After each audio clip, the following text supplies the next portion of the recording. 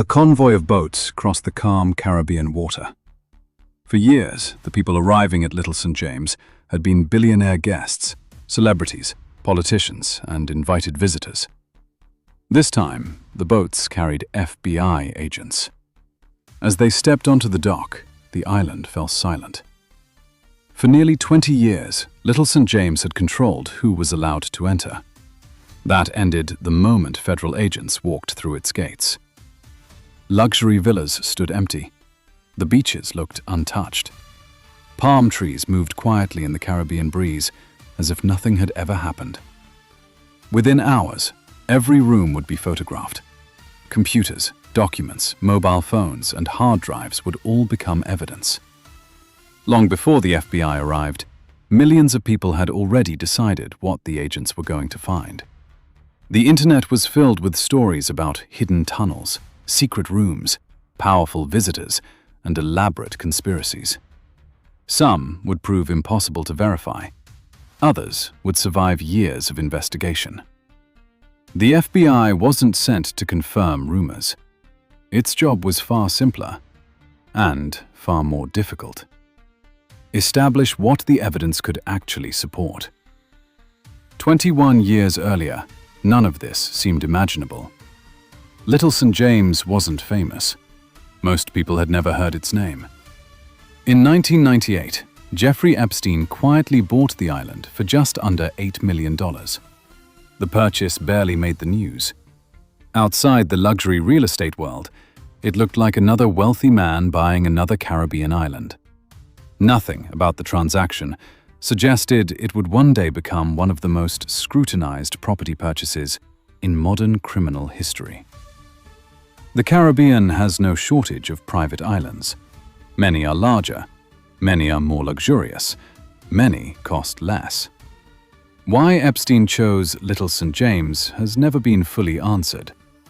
What made the island different wasn't its beauty, it was its location. Only minutes from St. Thomas by helicopter, yet isolated enough that once you crossed the water, the outside world disappeared. There were no public beaches, no neighboring hotels, no tourists wandering past. Anyone arriving on the island was almost certainly expected.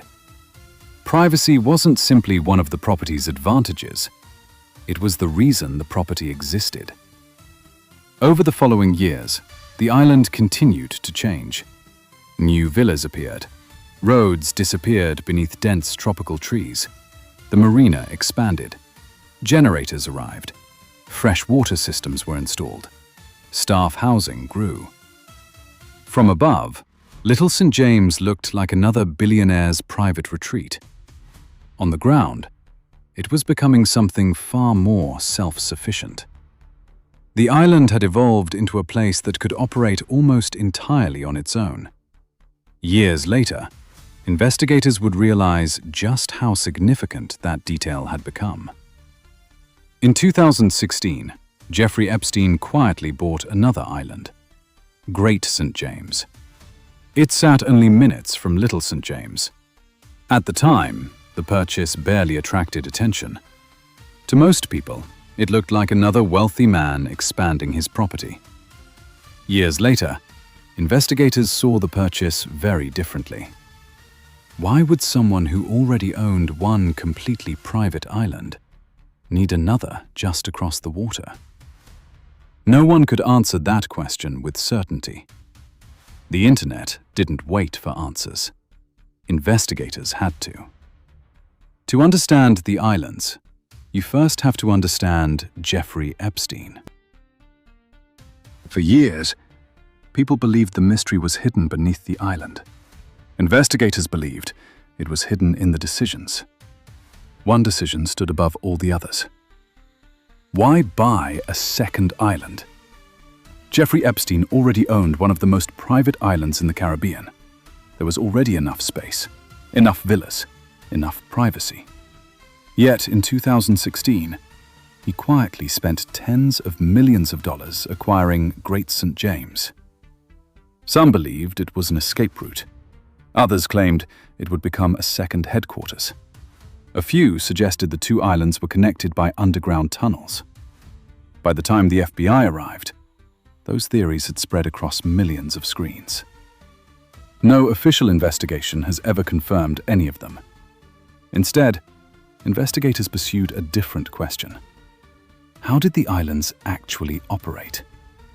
That question led them into the government's evidence inventory. Among the recovered material were boat logbooks, daily transportation records, employee contact lists, property blueprints, maintenance documents, and server and network equipment. Individually, they appeared ordinary. Together, they documented how the island functioned on a daily basis.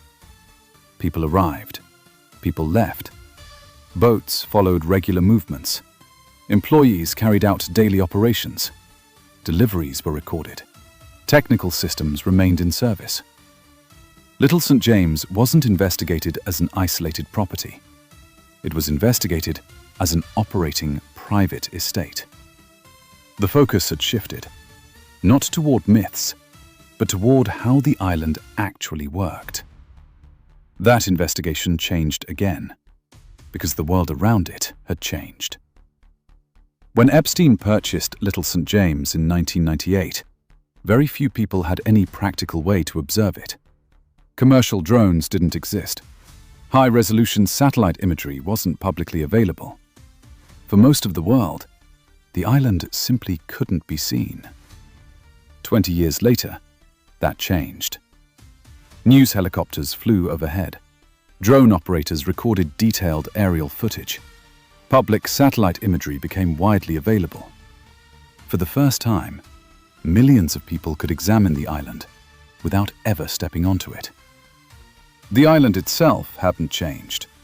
The world's ability to observe it had. One structure quickly became the center of public attention. It wasn't the largest villa. It wasn't the marina. It wasn't the helipad. It was a small blue and white building standing alone at the island's highest point. The internet soon gave it a name: the Temple. Videos claiming to explain its purpose appeared everywhere. Some described secret ceremonies. Others claimed hidden tunnels began beneath the building. Millions watched. Millions repeated the stories. When investigators searched the island, they documented something much simpler. Official planning records identified the structure as a music pavilion. Investigators confirmed the building existed. They searched the property. They never publicly confirmed the extraordinary claims surrounding it. At that point, two investigations were unfolding. One followed internet theories. The other followed documented evidence. And the next discovery would widen that gap even further. While millions of people argued online, the real story moved somewhere quieter: a courtroom. In 2020, the government of the US Virgin Islands filed a civil lawsuit against Jeffrey Epstein's estate. The case alleged that Epstein's companies had used Little St. James as part of a criminal enterprise, while repeatedly misleading local authorities about what was happening there. This investigation followed a different standard. Every allegation had to be supported by evidence. That distinction became especially important when public attention turned to the flight logs. Thousands of people searched them for the names of actors, business leaders, politicians, and members of royal families. For many observers, finding a familiar name appeared to solve the case. A flight log can show that someone boarded an aircraft. It cannot establish that they visited Little St. James, what happened after landing, or whether any crime occurred. Inside a courtroom, those distinctions matter. Evidence is examined piece by piece. Assumptions are not. 2 years later, the lawsuit ended with one of the largest settlements in the history of the US Virgin Islands: more than $105 million. The agreement also required Epstein's estate to surrender half of the proceeds from any future sale of Little St. James. The island itself had become part of the settlement. The legal consequences no longer ended with its former owner. They now extended to the property itself. Little St. James and Great St. James were later placed on the market together for approximately $125 million. The listing promised private beaches, luxury villas, a marina, a helipad, and complete privacy. Everything that had once defined an exclusive Caribbean retreat was still there. The buyers were not. No public record explains why the islands remained unsold. The market revealed only one measurable fact. The asking price continued to fall. Eventually, Little St. James and Great St. James were sold together for approximately $60 million, less than half the original asking price. The new owner announced plans to restore the islands, repair damaged buildings, and develop a new luxury destination. Construction could restore the buildings. It could not erase the investigation that had become part of the property itself. For almost 20 years, distance protected Little St. James. Then, technology erased that distance. Satellite imagery made the island visible. Drone footage brought the world overhead. Court records replaced speculation with documented evidence. Federal investigators replaced unanswered questions with evidence that could be tested. As more official records became public, the investigation became easier to separate from the mythology surrounding it. Some claims survived because evidence supported them. Many others did not. In the end, Little St. James did not become unforgettable because of a hidden tunnel, or a mysterious building, or an internet theory.